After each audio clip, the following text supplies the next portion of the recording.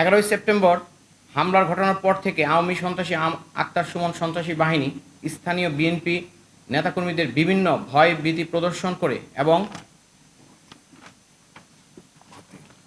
ক্ষতি সাধন করার চেষ্টা করে আসছিল।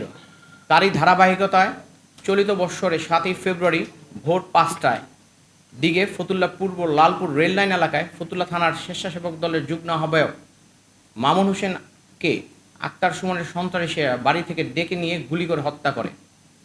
হত্যাকাণ্ডের একদিন পর নিহতের স্ত্রী বাদী হয়ে আওয়ামী সন্ত্রাসী হোসেন টেক্সটাইলের দখলদার আক্তার ও সুমন সহ 11 জনকে আসামি করে ফতুল্লা মডেল থানায় একটি হত্যা মামলা দায়ের করেন। পুলিশের সেই মামলার ভিত্তিতে আক্তার সুমনের বাড়ির কেয়ারটেকার সহ 7-8 জনকে গ্রেফতার করেন। গ্রেফতারকৃতরা হত্যাকাণ্ডে জড়িত থাকার কথা স্বীকার করে আদালতে 164-এর জবানবন্দি প্রদান করেন। সেই হত্যা মামলাকে ভিন্ন খাতে প্রবাহিত করার জন্য অজ্ঞাত ব্যক্তিদের দিয়ে আমাদের বিরুদ্ধে মানববন্ধন করে উদ্ভট, ভিত্তিহীন ও বানোয়াট অভিযোগ দিয়ে আমাকে রাজনৈতিক ও সামাজিকভাবে হ্যায় প্রতিপন্ন করার চেষ্টা করা হচ্ছে। মানববন্ধনকারী সঠিকভাবে আমার নামটিও জানেন না, যার কারণে তারা সঠিকভাবে আমার নামটি উচ্চারণ করতে পারেনি। মূলত আমাকে রাজনৈতিক ও সামাজিকভাবে হ্যায় প্রতিপন্ন করার জন্যই এক পক্ষ ভাড়াটে লোকজন দিয়ে আমার বিরুদ্ধে মিথ্যা বানোয়াট অভিযোগ দিয়ে একটি মানববন্ধনের আয়োজন করিয়েছিলেন। প্রিয় সাংবাদিক বন্ধুগণ, বর্তমান দেশে কোনো দলীয় সরকার নেই।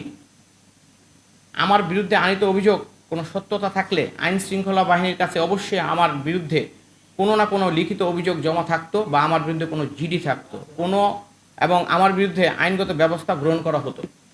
কিন্তু আমার বিরুদ্ধে বিগত দিনে এই ধরনের কোনো অভিযোগ আইন শৃঙ্খলা বাহিনীর কাছে নেই। আমার বিরুদ্ধে আনিত অভিযোগের বিরুদ্ধে সত্যতা থাকলে যৌথ বাহিনী কিংবা গোয়েন্দা সংস্থা অবশ্যই অবগত থাকতেন এবং আমার বিরুদ্ধে ব্যবস্থা নিতেন। ইতিমধ্যে সকলে লক্ষ্য করছি যে সমগ্র দেশব্যাপী আওয়ামী দোসরদের পরিকল্পনার অংশ হিসাবে বিএনপির সর্বোচ্চ নীতি নির্ধারিত মহল থেকে শুরু করে তৃণমূল নেতাকর্মী বা নেতৃবৃন্দের পর্যন্ত উদ্দেশ্য প্রণোদিতভাবে মিথ্যাচার ও অপপ্রচারের শিকার হচ্ছেন। তদ্রূপ ফতুল্লাতেও আওয়ামী দোসরদের একটি পক্ষ দীর্ঘদিন ধরে আমি সহ আমার দলীয় নেতৃবৃন্দের বিরুদ্ধে মিথ্যা প্রপাগান্ডা ছড়ানোর চেষ্টা করছে। আমার এই ধরনের মিথ্যা ও ষড়যন্ত্রমূলক অপপ্রচারের তীব্র নিন্দা ও প্রতিবাদ জানাই।